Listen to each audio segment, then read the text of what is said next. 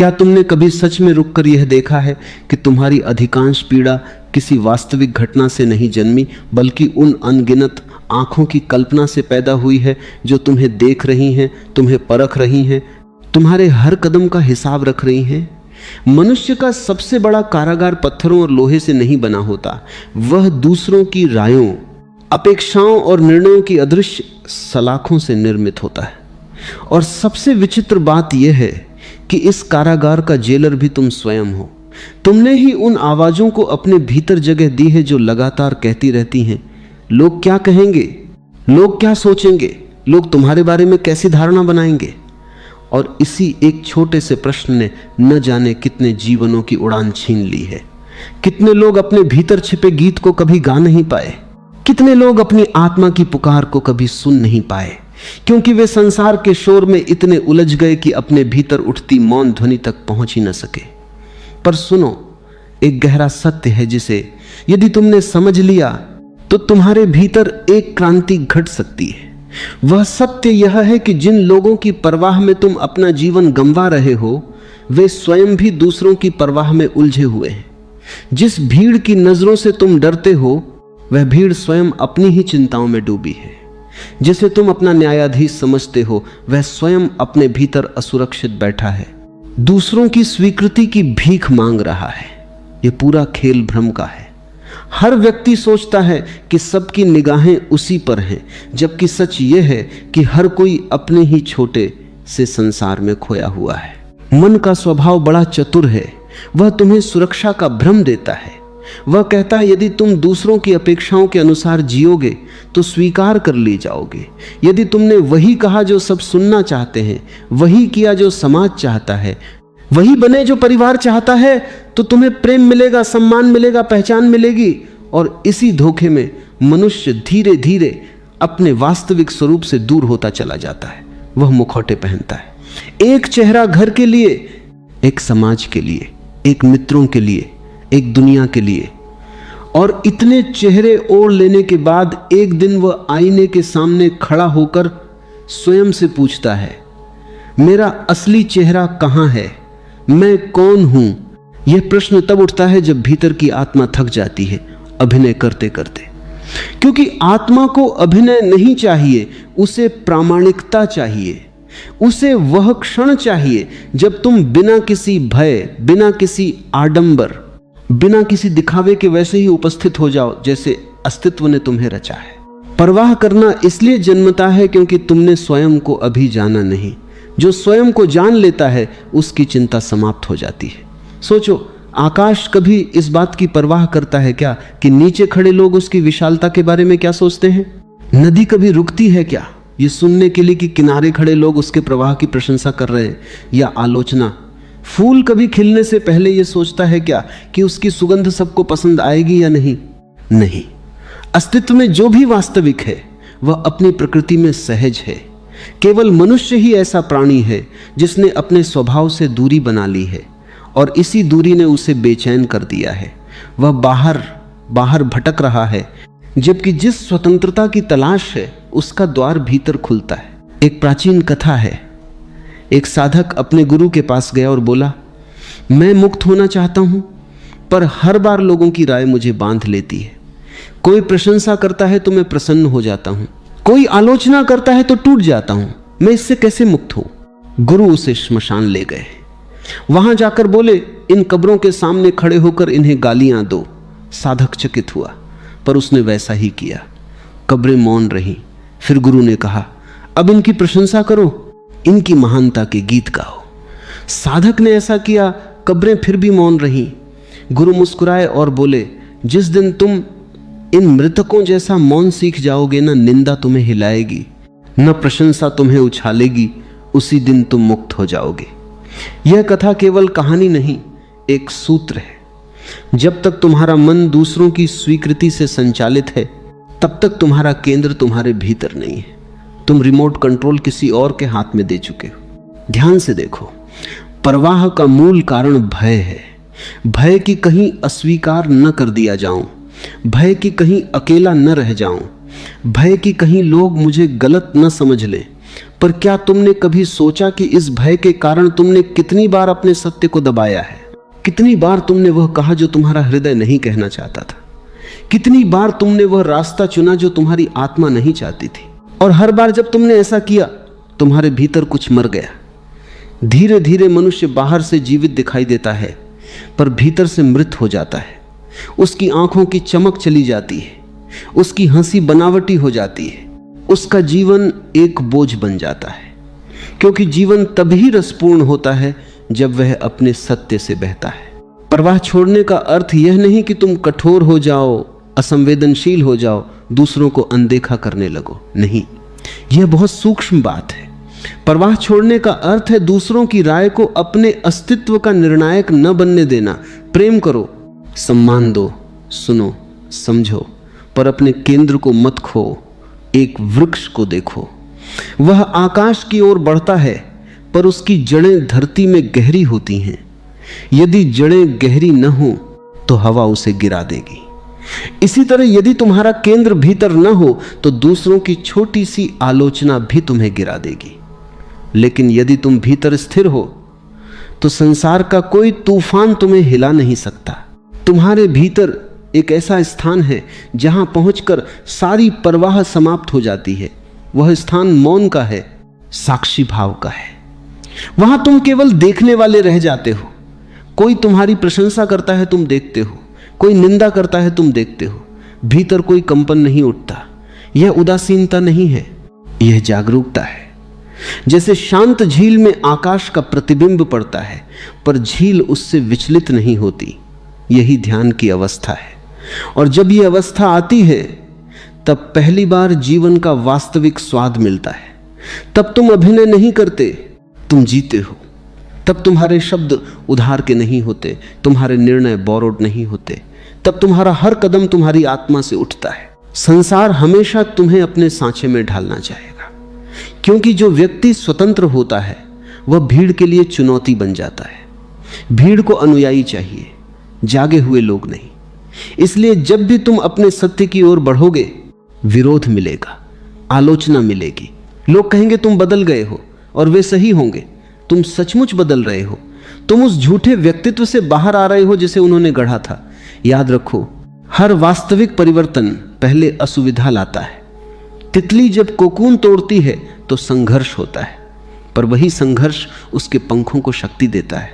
इसलिए यदि आज तुम्हारे भीतर यह प्रश्न उठ रहा है कि परवाह कैसे छोड़ी जाए, तो उत्तर बहुत सरल है। स्वयं को जानो। जितना गहरे तुम अपने भीतर उतरोगे, उतनी ही बाहरी आवाजें धीमी पड़ती जाएंगी। ध्यान करो, मौन में बैठो, स्वयं को देखो, अपने भय को पहचानो, और धीरे धीरे तुम पाओगे कि जिन रायों से तुम कांपते थे वे केवल हवा के झोंके थीं। तुमने ही उन्हें तूफान बना लिया था। और जिस दिन यह समझ तुम्हारे भीतर उतर जाएगी, उस दिन एक अद्भुत हल्कापन जन्म लेगा। ऐसा लगेगा जैसे वर्षों से कंधों पर रखा कोई भारी बोझ उतर गया हो। तुम पहली बार खुलकर सांस लोगे। पहली बार तुम्हारी हंसी में वास्तविकता होगी। पहली बार तुम्हारी आंखों में वह चमक होगी जो किसी स्वतंत्र आत्मा में होती है। तब तुम जानोगे कि जीवन का अर्थ दूसरों को प्रभावित करना नहीं, स्वयं में स्थापित होना है। तब तुम्हें किसी प्रमाण पत्र की आवश्यकता नहीं रहेगी। कोई ताली बजाए या न बजाए, तुम्हारा नृत्य जारी रहेगा। कोई सराहे या न सराहे, तुम्हारा गीत बहता रहेगा। क्योंकि तब तुम संसार के लिए नहीं, अस्तित्व के लिए जी रहे होगे। और यही मुक्ति है। यही वो क्षण है जब मनुष्य भीड़ से व्यक्ति बनता है, व्यक्ति से चेतना बनता है, और चेतना से मौन। तब परवाह समाप्त हो जाती है, क्योंकि तब जानने वाला जान चुका होता है कि जो वह है उसे किसी स्वीकृति की आवश्यकता नहीं। सूरज को कभी प्रमाण नहीं चाहिए कि वह प्रकाश है। सागर को कभी घोषणा नहीं करनी पड़ती कि वह गहरा है। और जब तुम स्वयं को जान लोगे, तब तुम्हें भी कुछ सिद्ध करने की आवश्यकता नहीं रहेगी। तब तुम्हारा होना ही पर्याप्त होगा। यही स्वतंत्रता है, यही शांति है, यही वह मौन है जहां पहुंचकर सारे प्रश्न विलीन हो जाते हैं और केवल अस्तित्व की मधुर ध्वनि शेष रह जाती है। जिस क्षण तुम यह देखना शुरू करते हो कि तुम्हारा अधिकांश जीवन दूसरों की निगाहों के लिए जिया गया है, उसी क्षण भीतर एक बेचैनी जन्म लेती है। वह बेचैनी दुख की नहीं होती, वह जागरण की पहली आहट होती है। जैसे गहरी नींद में सोया हुआ व्यक्ति अचानक किसी हल्की सी आवाज से करवट बदलता है, वैसे ही चेतना भी एक दिन करवट लेती है। और तब पहली बार मनुष्य अपने भीतर यह प्रश्न उठते हुए महसूस करता है कि आखिर मैं किसके लिए जी रहा हूं। जिन चेहरों को प्रसन्न करने के लिए मैंने स्वयं को बदला, क्या वे वास्तव में कभी संतुष्ट हुए? जिन अपेक्षाओं को पूरा करने के लिए मैंने अपने सपनों का गला घोंटा, क्या उन्होंने मुझे कभी वह शांति दी जिसकी मुझे तलाश थी? और यही प्रश्न यदि पूरी ईमानदारी से पूछ लिया जाए तो वह तुम्हें एक ऐसे द्वार तक ले जाता है जहां से स्वतंत्रता की यात्रा आरंभ होती है। मनुष्य का सबसे गहरा भय अकेले होने का नहीं है, सबसे गहरा भय है स्वयं से मिलने का। इसलिए वह भीड़ में शरण लेता है। भीड़ उसे सुरक्षा देती हुई प्रतीत होती है, क्योंकि वहां उसे स्वयं को देखने की आवश्यकता नहीं पड़ती। वह दूसरों के विचारों, दूसरों की इच्छाओं, दूसरों की स्वीकृति के शोर में अपने भीतर के मौन को दबाए रख सकता है। पर यह सुरक्षा झूठी है। यह वैसी ही है जैसे कोई व्यक्ति अंधेरे कमरे में आंखें बंद करके यह मान ले कि अब अंधकार समाप्त हो गया। आंखें बंद करने से अंधकार नहीं मिटता, केवल देखने की क्षमता खो जाती है। इसी प्रकार भीड़ में खो जाने से तुम्हारे भीतर की रिक्तता समाप्त नहीं होती, केवल कुछ समय के लिए उसका बोध दब जाता है। लेकिन रात के किसी शांत क्षण में जब सारे शोर थम जाते हैं, वही रिक्तता फिर सामने खड़ी मिलती है। यही कारण है कि इतने लोग सफलता पाने के बाद भी बेचैन हैं। उनके पास नाम है, प्रतिष्ठा है, धन है, लोगों की प्रशंसा है, फिर भी भीतर एक अनकही पीड़ा है, क्योंकि उन्होंने जो पाया वह संसार की स्वीकृति थी और जो खो दिया वह स्वयं की स्वीकृति थी। संसार की स्वीकृति कभी पर्याप्त नहीं होती। वह नशे की तरह है, जितनी मिलती है उससे अधिक की भूख पैदा हो जाती है। आज 10 लोग प्रशंसा करें तो अच्छा लगता है, कल 100 चाहिए, फिर 1000, फिर लाख। ये प्यास बुझती नहीं, क्योंकि ये आत्मा की प्यास नहीं है, ये अहंकार की भूख है। और अहंकार एक ऐसा भिखारी है जिसे पूरी पृथ्वी का साम्राज्य भी दे दो तब भी वह और मांगेगा। एक सम्राट की कथा है। उसने अपने जीवन में सब कुछ जीत लिया था। दूर दूर तक उसके साम्राज्य का विस्तार था, लोग उसके नाम से कांपते थे। पर एक रात वह सो नहीं पाया। उसने अपने महल की सबसे ऊंची मीनार पर जाकर देखा कि नीचे नगर शांत है, लोग अपने घरों में सो रहे हैं और आकाश में चंद्रमा निर्विकार चमक रहा है। अचानक उसके भीतर प्रश्न उठा, यदि मैं इतना महान हूं तो यह शांति मुझे क्यों नहीं मिली?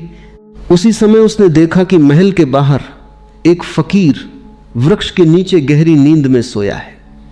उसके पास कुछ नहीं था, फिर भी उसके चेहरे पर ऐसी शांति थी जो सम्राट ने कभी अनुभव नहीं की थी। सम्राट ने उसे जगाकर पूछा, तुम्हारे पास कुछ नहीं, फिर भी तुम इतने शांत कैसे हो? फकीर हंसा और बोला, क्योंकि जो कुछ तुम्हारे पास है उसे बचाने की चिंता तुम्हें जगाए रखती है, और जो कुछ मेरे पास नहीं है उसकी चाह मुझे सताती नहीं। यह उत्तर सुनकर सम्राट स्तब्ध रह गया। उसने पहली बार समझा कि शांति संग्रह में नहीं, त्याग में है, दूसरों की आंखों में चमकने में नहीं, अपने भीतर स्थिर होने में है। जब तुम परवाह छोड़ते हो तो तुम्हारे भीतर एक अद्भुत परिवर्तन घटता है।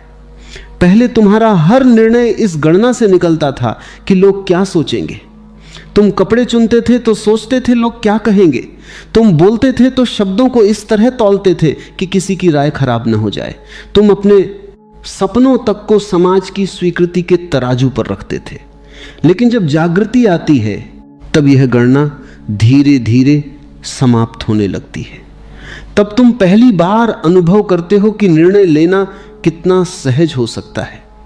जैसे नदी को समुद्र तक पहुंचने के लिए किसी से अनुमति नहीं लेनी पड़ती, वैसे ही तुम्हारा जीवन भी अपनी दिशा स्वयं खोजने लगता है। पर यह यात्रा आसान नहीं होती, क्योंकि वर्षों से बनी आदतें एक ही दिन में नहीं टूटती। मन बार बार तुम्हें पुरानी कैद की ओर खींचेगा। वह कहेगा, सावधान रहो, यदि तुमने अपने सत्य को जीना शुरू किया तो लोग छोड़ देंगे। यदि तुमने अपनी राह चुनी तो अकेले पड़ जाओगे, और मन कुछ हद तक सही भी है। बहुत से लोग तुम्हें छोड़ देंगे क्योंकि उन्हें तुम्हारा वास्तविक होना स्वीकार नहीं होगा। वे उस पुराने व्यक्ति को पसंद करते थे जो उनकी अपेक्षाओं के अनुसार ढल जाता था। जब तुम बदलोगे वे असहज होंगे, पर यही कसौटी है। जो संबंध तुम्हारी असलियत को सहन नहीं कर सकते वे संबंध नहीं, सौदे हैं। प्रेम कभी तुम्हें बदलने की मांग नहीं करता। प्रेम तुम्हें वैसा ही स्वीकार करता है जैसे तुम हो। जहां स्वीकृति की शर्तें हो वहां प्रेम नहीं, नियंत्रण है। अकेले होने से मत डरो। अकेलापन यदि जागरूकता के साथ जिया जाए तो वही ध्यान का द्वार बनता है। भीड़ तुम्हें मनोरंजन दे सकती है पर आत्मज्ञान नहीं। सत्य हमेशा एकांत में उतरता है। जब तुम स्वयं के साथ बैठते हो, बिना किसी डिस्ट्रैक्शन के, बिना किसी भूमिका के, तब धीरे धीरे तुम्हारे भीतर की परतें खुलने लगती हैं। पहले बेचैनी आती है क्योंकि तुम वर्षों से स्वयं से भागते रहे हो।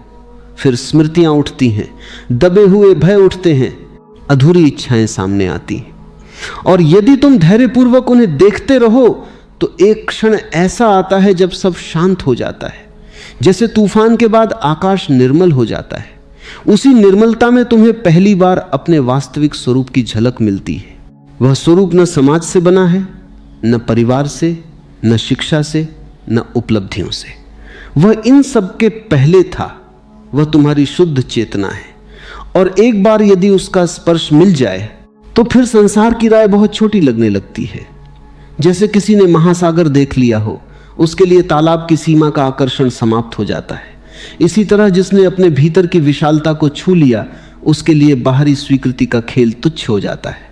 फिर जीवन में एक नया रस जन्म लेता है। तुम वही काम करते हो जो तुम्हारे भीतर से उठते हैं। तुम हंसते हो क्योंकि हंसी आती है, न कि इसलिए कि किसी को प्रभावित करना है। तुम मौन रहते हो क्योंकि मौन सुंदर लगता है, न कि इसलिए कि लोग तुम्हें गंभीर समझें। तुम्हारा हर कर्म सहज हो जाता है, और सहजता में ही सौंदर्य है। जो बनावटी है वह कितना भी चमकदार क्यों न हो, उसमें प्राण नहीं होते। प्राण केवल उसी में होते हैं जो स्वाभाविक हो। याद रखो, संसार की सबसे बड़ी क्रांति बाहर नहीं, भीतर घटती है। जब एक मनुष्य दूसरों की राय की दास्ता से मुक्त हो जाता है, तब वह एक नए प्रकार का अस्तित्व बन जाता है। तब उसके भीतर से जो भी निकलता है उसमें एक अलग सुगंध होती है। उसकी आंखों में स्थिरता होती है, उसके शब्दों में वजन होता है, उसकी उपस्थिति में शांति होती है, क्योंकि वह बोरोड लाइफ नहीं जी रहा, वह अपनी आग में तपकर निकला है। और यही वह बिंदु है जहां परवाह का अंत प्रेम की शुरुआत बन जाता है। जब तुम दूसरों की राय की परवाह छोड़ते हो, तभी पहली बार सच्चा प्रेम संभव होता है। क्योंकि तब तुम लोगों से स्वीकृति पाने के लिए नहीं मिलते, बल्कि बांटने के लिए मिलते हो। तब तुम्हारा संबंध मांगने का नहीं, देने का होता है। तब तुम्हारी उपस्थिति किसी सौदे से मुक्त होती है। और यही शुद्ध प्रेम है, जहां किसी प्रमाण की आवश्यकता नहीं, किसी अपेक्षा का बोझ नहीं, किसी भूमिका का अभिनय नहीं। इसलिए यदि भीतर अब भी कोई आवाज कहती है कि लोग क्या सोचेंगे, तो मुस्कुरा देना। उस आवाज को पहचान लेना कि यह मन का पुराना खेल है। उसे सुनो, पर उसका अनुसरण मत करो। अपने भीतर उतरते रहो। धीरे धीरे वह आवाज क्षीण पड़ जाएगी, और एक दिन ऐसा आएगा जब तुम्हारे भीतर केवल मौन बचेगा, गहरा, निर्मल, विस्तृत मौन। उसी मौन में तुम्हें वह स्वतंत्रता मिलेगी जिसकी खोज में तुम इतने जन्मों से भटक रहे थे।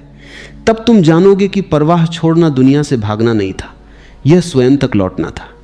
और जो स्वयं तक लौट आया, उसके लिए फिर कोई बंधन शेष नहीं रहता। वह चलता है पर बंधता नहीं। वह प्रेम करता है पर खोता नहीं। वह जीता है पर अभिनय नहीं करता। और यही जीवन की पराकाष्ठा है, सहज होना, मौन होना, स्वतंत्र होना। जब भीतर की चेतना थोड़ा सा जागती है, तब जीवन की पूरी संरचना बदलती हुई दिखाई देने लगती है। वही संसार जो पहले इतना भारी लगता था, अचानक एक खेल सा प्रतीत होने लगता है। वही लोग जिनकी राय कभी तुम्हारे लिए निर्णय बन जाती थी, अब केवल ध्वनियां लगने लगती हैं, आती हुई जाती हुई, बिना किसी स्थायित्व के। तब पहली बार यह स्पष्ट होता है कि मनुष्य ने अपने लिए जितनी जंजीरें गढ़ी हैं, उनमें सबसे सूक्ष्म और सबसे खतरनाक जंजीर है स्वीकृति की भूख। यह भूख बाहर से छोटी लग सकती है, पर इसी ने मनुष्य की आत्मा को सबसे अधिक बंधक बनाया है। क्योंकि जब तक तुम दूसरों की आंखों में अपने मूल्य को खोजते रहोगे, तब तक तुम्हें अपना वास्तविक मूल्य कभी ज्ञात नहीं होगा।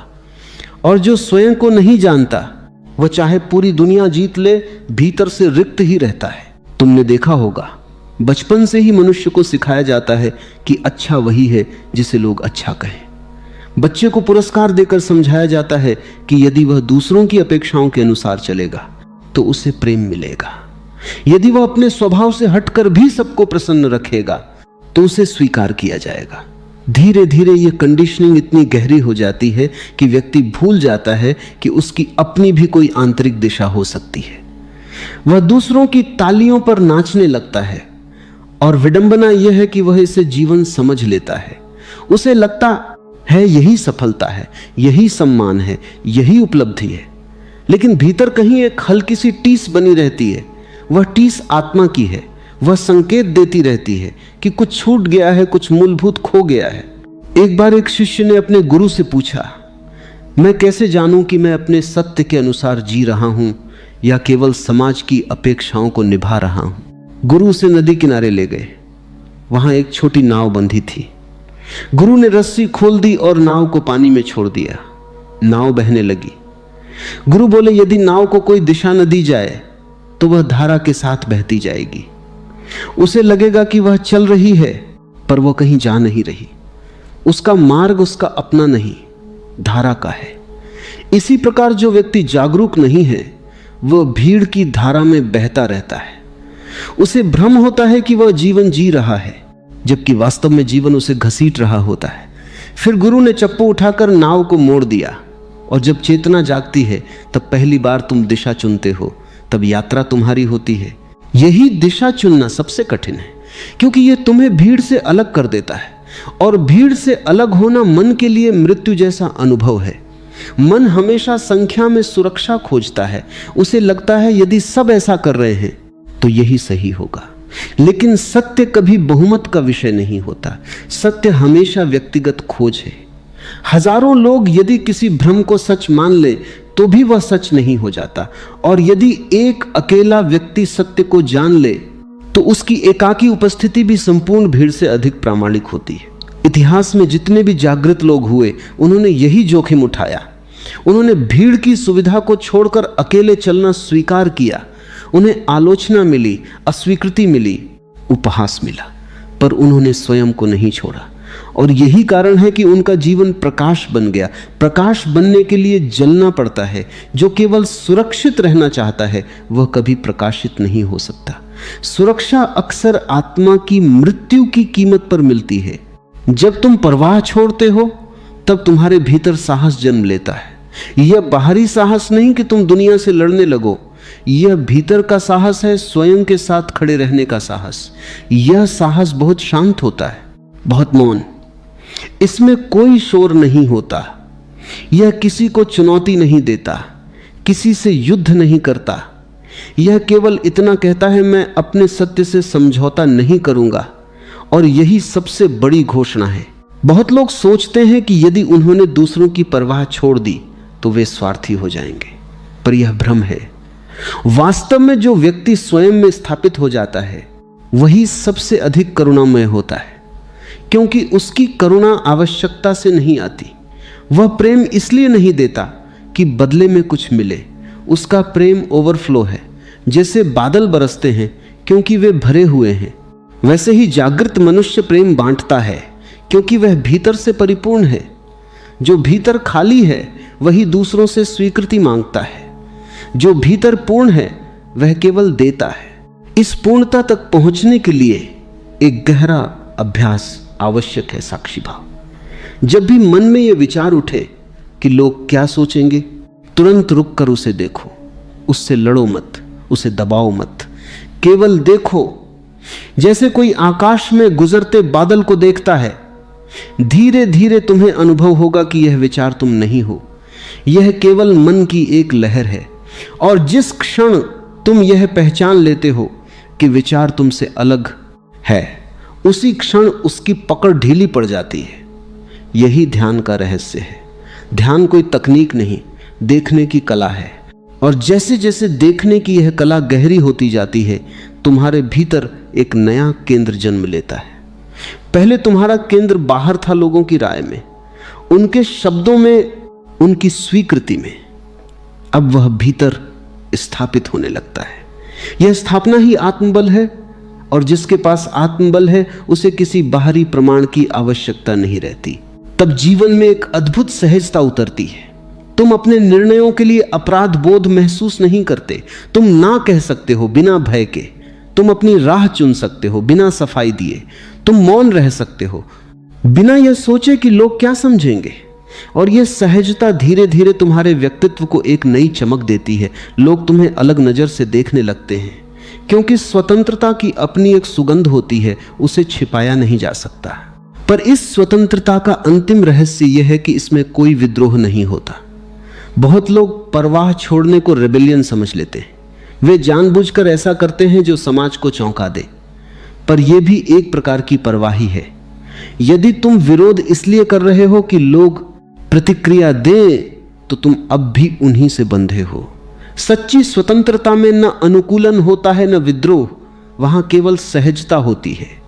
जो सही लगे वही होता है, न किसी को प्रसन्न करने के लिए न किसी को चिढ़ाने के लिए। जैसे पर्वत खड़ा रहता है, वह न किसी को प्रभावित करना चाहता है न किसी से संघर्ष करता है, वह बस है। उसकी उपस्थिति ही उसकी घोषणा है। इसी प्रकार जब तुम अपने भीतर स्थापित हो जाते हो, तब तुम्हारा होना ही पर्याप्त हो जाता है। तुम्हें कुछ सिद्ध करने की आवश्यकता नहीं रहती। और तब एक दिन ऐसा आता है जब तुम पीछे मुड़कर देखते हो और हंसते हो कि जिन बातों ने कभी तुम्हें रातों की नींद हराम कर दी थी, वे कितनी तुच्छ थी। जिन लोगों की राय तुम्हारे लिए संसार थी, वे स्मृतियों की धूल बन चुके होते हैं। तब समझ आता है कि जीवन कितना छोटा है और इसे दूसरों की कल्पित अदालत में खड़े होकर व्यर्थ करना कितनी बड़ी भूल थी। यह समझ जैसे जैसे गहरी होती है, वैसे वैसे तुम्हारे भीतर मौन उतरता है। और इस मौन में एक अद्भुत आनंद है। यह आनंद किसी उपलब्धि का नहीं, किसी विजय का नहीं, यह केवल होने का आनंद है।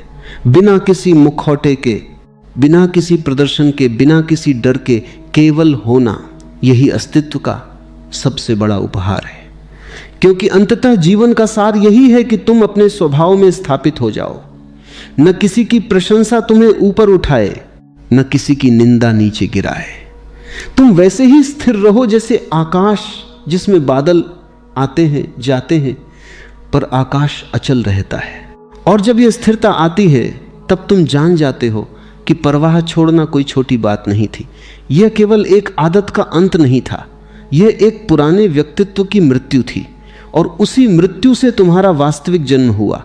अब तुम भीड़ का हिस्सा नहीं रहे, अब तुम स्वयं में एक पूर्ण आकाश हो।